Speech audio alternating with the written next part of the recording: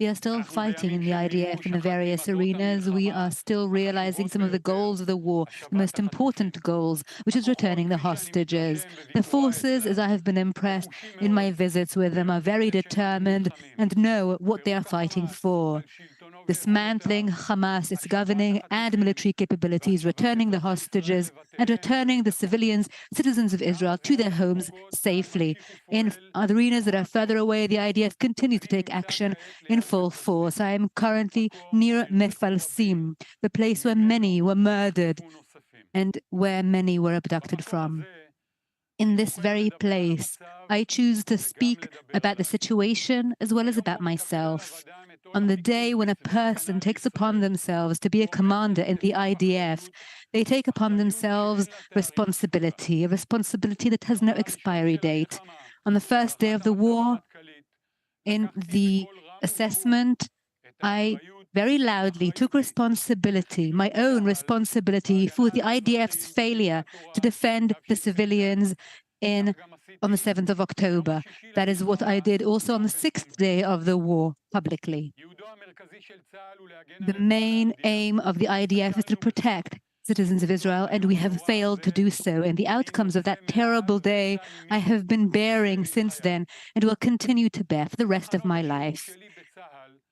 During my various positions in the IDF, I was educated that an operation ends when the goal is achieved. An operation ends when everyone goes back home. An operation ends when an investigation has taken place. And we need to do that in order to learn whether the force failed or succeeded. And back at the beginning of the war, we initiated in the IDF an inquiry that took place unprecedentedly during the war. The desire and need to balance between the attention of the commanders that are leading the fighting and the availability needed from them to investigate and inquire are faithful to the truth and to the facts, and that required a long process. October 7th was a day where the fighting was in many places and centers and was complicated. The desire of the bereaved families to discover the truth and investigate these events as quickly as possible is understandable and important to us. The IDF must provide answers. We must inquire thoroughly and very transparently. We investigate and inquire because we are committed to the fallen, to the hostages and their families, and to the communities of the Western Negev. We are inquiring out of our duty to learn, and in a way that will allow us to better protect Israel's citizens in the future. The full findings I will present to the Minister of Defense and, wherever possible, to the citizens of Israel. And mostly we will learn and assimilate them in the IDF in order to improve and strengthen our capabilities.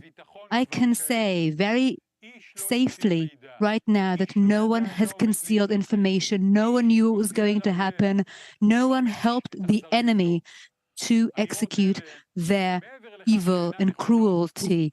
Such statements not only are not true, but they really hurt people who have been serving so well and are doing so much to protect this country and understand their responsibility in light of the outcomes. Once these inquiries and investigations will be completed, we will know better to say what happened, why it happened, and how we can fix it. The IDF investigation only looks at the IDF and does not encompass all the reasons and areas and aspects that could prevent such a thing from ever happening again. And a commission of inquiry or any other organization or body will be able to inquire, and they will get full transparency from the IDF. I have responsibility for the IDF's failure. I am responsible also for the accomplishments. I will say ahead of time, I wish we didn't have to accomplish these things, and no accomplishment will ever turn back the grief and the terrible loss that have been caused since this war began. An army is an organization that is aimed for emergency times. It is tested by being able to work along with surprises, and we have failed in protecting. IDF commanders and various officials in the defense establishment have done everything in their power to minimize the damage, to curb and to stop. we went out to war. It's a tough war. The arenas accumulated. The IDF brought in this war under my command, together with my friends in the staff of the IDF, many accomplishments. The IDF planned, the IDF put to practice. The Middle East has changed. Our map of threats has completely changed. Opportunities emerged, and we must always assess the risks as well. Hezbollah has been defeated. Most of its leadership has been eliminated. We killed over 4,000 terror activists. Among them, most of the chain of command, the most senior chain of command of the organization, headed by Hassan Nasrallah. These are outcomes that are due to good planning, brave initiatives, doing things in air, on land, and in sea, and with other supporting agencies. It is also the result of very top-quality intelligence. Those people that have failed in intelligence on October 7th and feel that have brought the intelligence that allowed for these accomplishments too. Hezbollah's weakening in the area and in Lebanon is apparent, and we must preserve that in the future. Hamas military arm has also been impacted. Most of the leadership has been killed, headed by Yahya Sinwar. The same is true for the senior officials of the military arm, which headed by Muhammad F. 20,000 terror Hamas activists have been killed. We have not had all of our hostages returned, and we have other missions to complete vis-a-vis the Hamas governing capabilities and also their guerrilla activities, and we are determined to defeat them. In fighting terror over the last year, many civilians and soldiers were killed in the West Bank too. At the beginning of the war, we killed 794 terrorists in that area. We tried to preempt evil before the terrorists reached Israel. This is a broad effort that has taken place in collaboration with the ISA, a top-quality organization that has joined forces with us and responsibly and in a learning curve continues to work with us. Terrorism in the West Bank could have been much more significant in this war if it weren't for our attack and defense initiatives. In this war, we fought directly for the first time against Iran. We targeted its proxies in the region, Hezbollah, Hamas, and the Iranian Axis's assets in Syria. We worked in order to protect, and we used airstrikes in order to impact the Axis's capabilities, and that has changed the threat that comes from Syria. We targeted Iran because of their missile attacks targeted at Israel and because of drones that were sent to us on 2 nights, and using the Israeli Air Force based on very high-quality intelligence and with strategic and brave collaborations and defense moves that have minimized the damage. No one was killed during these attacks. Very few were injured. We did have some damage to property. This in view of hundreds of tons of ammunition that was launched at Israel. And for that, we attacked Iran. We knew exactly where we were striking and why. Our ammunition hit exactly the right target and demolished it wherever we wanted it to be. We know now that Iran knows what our force is, how strong we are, and they will continue to feel how strong we are if needed.